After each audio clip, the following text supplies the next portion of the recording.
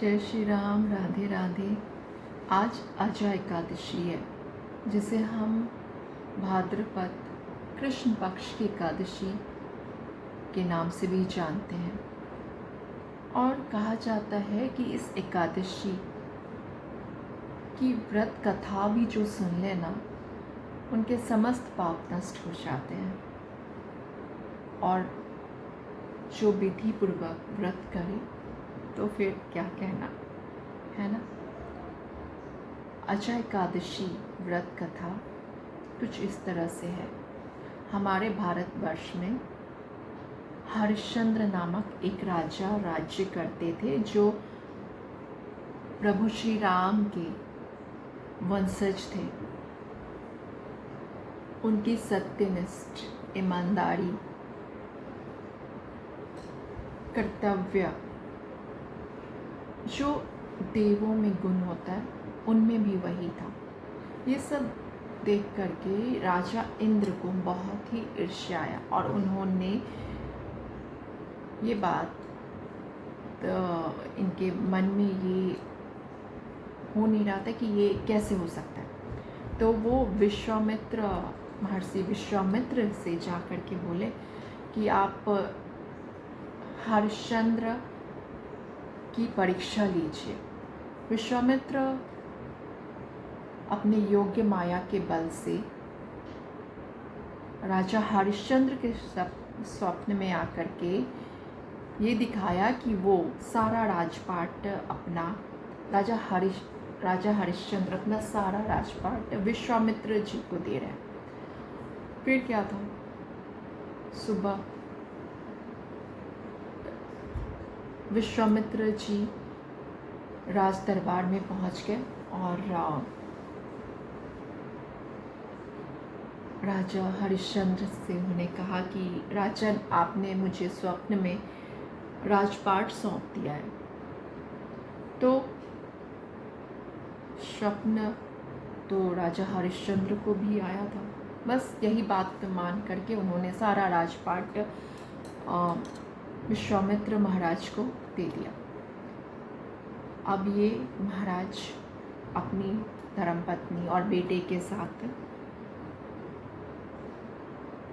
उस राज्य को छोड़ करके ऐसे राज्य में जा कर के रहे जो उनका अपना नहीं था, क्योंकि वो उस वक्त राजा हरिश्चंद्र पूरे भारतवर्ष के सम्राट थे। अब वो उस धरती पे नहीं रह सकते थे जहाँ उन्होंने दान दे दिया। तो फिर उन्होंने काशी में जा कर के रहना शुरू किया, क्योंकि कहते हैं कि बाबा की नगरी उनके त्रिशूल पे है, ना कि धरती पे। विश्वामित्र महाराज ने कहा कि महाराज, आपने तो दान दे दिया, अब दक्षिणा भी दे दीजिए। दक्षिणा देने के लिए महाराज के पास कुछ भी नहीं था। तो उन्होंने 1 महीने की समय मांगा और वो फिर काशी नगरी गए। अपनी रानी को एक ब्राह्मण के पास बेचा और खुद को चंडाल के पास, और बेटे को ब्राह्मण से विनती करके अपने बेटे को उन्होंने वहीं पे अपनी माता के पास रखा। और राजा चंडाल के पास शमशान घाट में शव को लेना, उसकी दाह संस्कार करना, सब इनके जिम्मे में आ गया। और महारानी उस ब्राह्मण के घर में दासी बन करके काम करने लगी। वक्त बीतता गया। हाँ, और जो पैसा उन्होंने बेचने पे उनको मिला, उन्होंने दक्षिणा स्वरूप वो 1000 स्वर्ण मुद्रा उन्होंने मांगा था। विश्वामित्र जी ने वो 1000 मुद्राएं उन्होंने स्वर्ण की विश्वामित्र को दिया। और दिन ऐसे ही व्यतीत हो रहा था। राजा हरिश्चंद्र काफ़ी दुखी थे। संयोग से उसी रास्ते से एक बार गौतम ऋषि का जाना हुआ। तो गौतम ऋषि ने राजा की सारी कथा और व्यथा सुनी।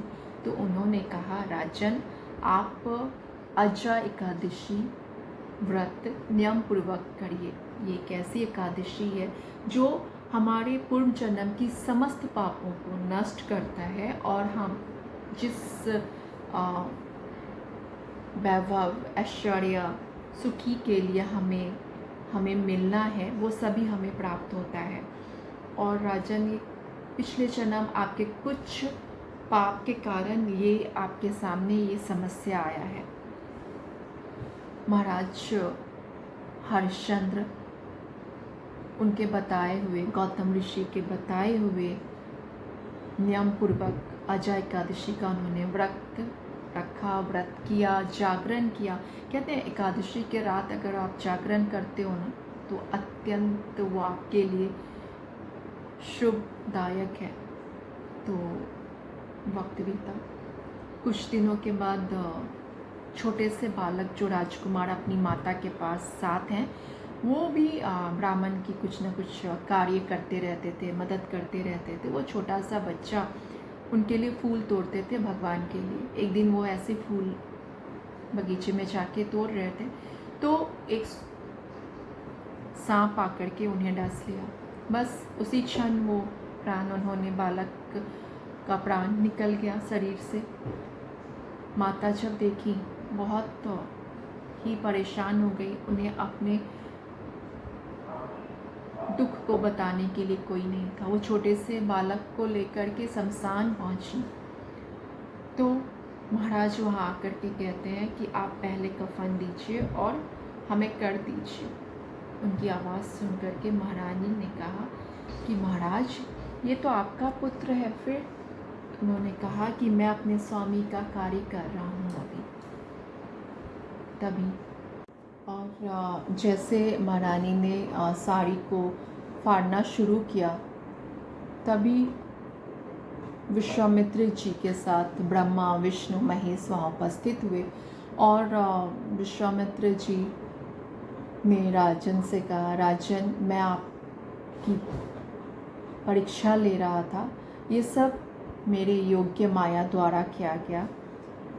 और उसके पश्चात राजन को वापस अपना राजपाट मिला और वे दोनों, राजा और रानी, भगवान के धाम को पहुँचे और उनका पुत्र राजपाट को संभाला। तो कहा जाता है कि अजय एकादशी व्रत कथा जो व्यक्ति सुन ले, सिर्फ सुन ले, तो उसे अश्वमेध यज्ञ का फल प्राप्त होता है। और जो विधि विधान से व्रत करता है, जागरण करता है, तो जैसे राजा हरिश्चंद्र को सब कुछ मिला, वैसे ही व्यक्ति को भी, किसी भी व्यक्ति जो पूरे विधि विधान और जागरण करके ये व्रत कथा सुनता है, व्रत करता है, तो उसे वैसे राजा हरिश्चंद्र के जैसे उनके सारे पाप नष्ट हो जाते हैं। तो हम सनातनियों को अवश्य ही एकादशी व्रत करना चाहिए। तब तक के लिए फिर आगे मिलते हैं नेक्स्ट वीडियो में। जय श्री राम। आप सबका मंगल हो, सब स्वस्थ रहें। जय श्री राम। राधे राधे।